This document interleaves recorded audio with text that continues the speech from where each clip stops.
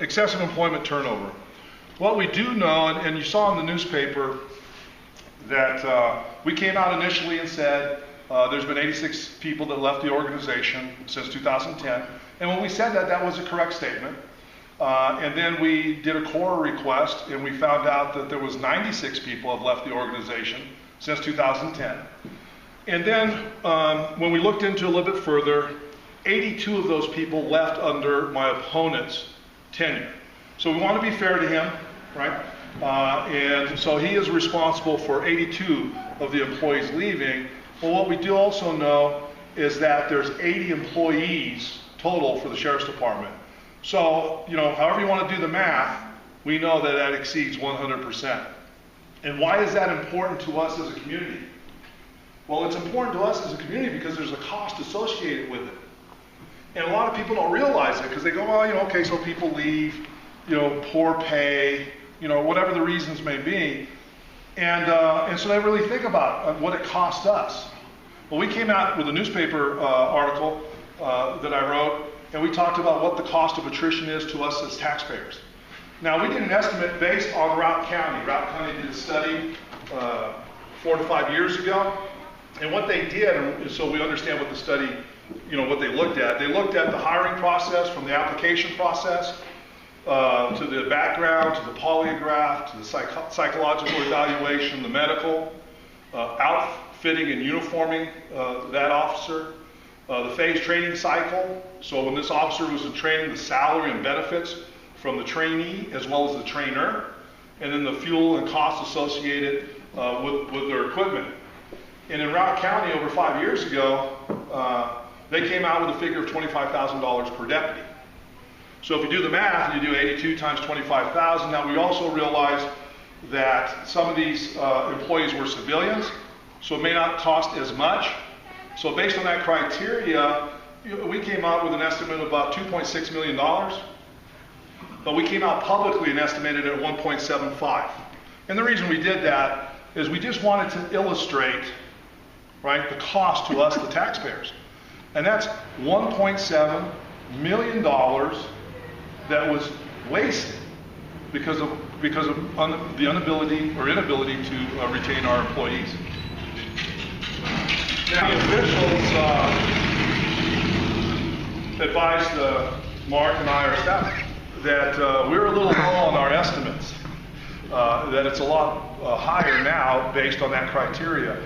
And we understood that, but we just wanted to have an illustration. And you know, everything that we talk about publicly, whether it's the attrition rate or lawsuits or the issues with the Second Amendment, everything that we talk about publicly, we have the documentation to prove what we're saying. And then we've uploaded those documents onto our website so that the public can access them, so that they know what the truth is. Okay, so that's important for us. So now when we look at that, you know, there's a cost associated with that, correct? So, and that's what we as the taxpayers pay, 1.7 or more than 1.75 million.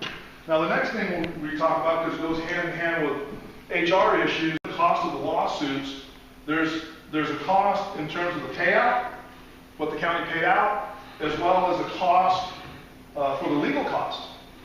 Now what we do know in our FORA requests, that the county pays, and it fluctuates depending on what's happening in the state, between $160,000 to $190,000 a year for insurance, right? Their insurance, their CSTI. So we know that fluctuates, you know, with about $30,000, and it all comes out to an equation based on litigation throughout the state.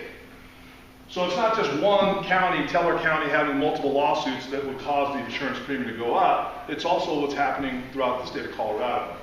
But what we do know is that these legal costs here, $168, $5,901, $15,043, $1,364, this was paid in addition to, right, those settlements. And then when you look at the settlements, these issues that were settled, you know, we had 3 sexual harassment complaints that were settled. 2 by Deputy Burby and 1 by Deputy Jackson. And so when we look at those settlements, what's important to us to understand is the work environment. So when we look at that, we had 3 sexual harassment complaints filed by female deputies. and settled for $50,000, $50,000, and $120,000. Well, why is that important? Well, it's important because the county settled it, didn't even go to court. And one of the judges, when he was the sheriff, asked to be excused from the Jackson lawsuit. And what we do know is he said, no, we're not going to excuse you from the lawsuit, that this behavior is pervasive throughout the organization. Okay? So it's very important for us to understand the working environment, right, for those men and women that work for that department. And then, of course, we have a Fair Labor Standard Act in terms of a settlement. In that particular case, there was a deputy that was a dog handler, and he wasn't compensated for his animals and the things that were, overtime and feeding the animals and so forth. And he won a $57,000, right? $57,000. Where'd it go? In total, $63,000 with the legal fees. It cost the county $63,000 because the organization didn't do the right thing and compensate their employees. So when we look at those two things, excessive employee turnover and lawsuits, we're talking about HR issues. HR issues for the organization. So that's the problem. How are we going to address those problems? Well, one of the things that we want to do is we want to make sure that all our policies, that we review our policies, that in terms of our standards and organization, and publish those policies and make make them available to our employees, have them sign for it, acknowledge it, right, and put it in part of their, and then hold them to those standards. We also need to have performance objectives and standards. And one of the things that was interesting to us is that we met with the county officials, and they told us that they have an employee manual, which is a memorandum of agreement between the employee and the county. And all the county employees have that, and they sign it. Well, the Sheriff's Department has a professions and standards policy that's been written that they do not share with human resource for the county. So they don't know if their profession and standards policies are in conflict with the memorandum of agreement. Well, you can see where that can be an issue when one violates the other. And so it's about meeting with the county, identifying those performances and objectives and standards, and then reinforce it through employee evaluations, right? We just got the endorsement of the Fraternal Order of Police. And we think that's big. They're coming out with a campaign that's saying that we're law enforcement's choice. Law enforcement's choice. And that has to speak to all the HR issues. Right? So they're about HR. They're about treating their people well. They're about a process. And so we think their endorsement is big. With all these lawsuits, all this attrition, right? How are we going to fix that? By working with organizations like the Fraternal Order of Police, our own HR, the Colorado Police Protective Agencies. And so, my opponent, again, trying to push buttons, he says publicly that I'm going to unionize the Sheriff's Department. And, I kind of smile at that because first off, I can't unionize the Sheriff's Department. I don't have the authority to. But more importantly, we are not opposed to organizations such as the Fraternal Order of Police or the Colorado Police Protective Association coming in and affording our men and women representation. We don't oppose it. And the only people that do oppose it are the people who violate it. Right? People who violate it. That's the only people that oppose it. Why would you oppose having your men and women being represented for HR issues if you're not violating? Why would you oppose it? So I tell people, no, I'm not trying to unionize anything, but I'm certainly not going to oppose our men and women getting representation. And in fact, we will be the first organization in the state, in terms of sheriff's departments, to afford their men and women the police officer Bill of Rights. We have already talked with county officials, looked at it through the vetting process, and that will be one of our first actions as we take office, is to afford, in policy, the police officer Bill of Rights to our men and women of the organization. And we think that's big. what is it? And we make that statement, blanket statement. Well, what it does is it gives police officers certain administrative rights. So for instance, if a police officer is written up, they violate some policy, and we call it an internal affairs investigation.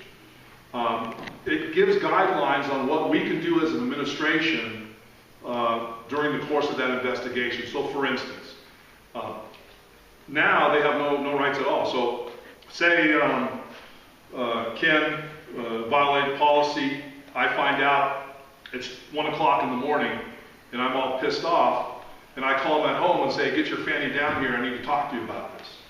Well, now that can happen, right? That can happen.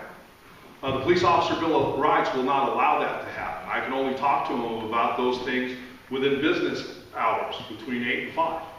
I can't make him drive all the way across the county to go to a different office, that we have to go to his workstation if it was a bigger county.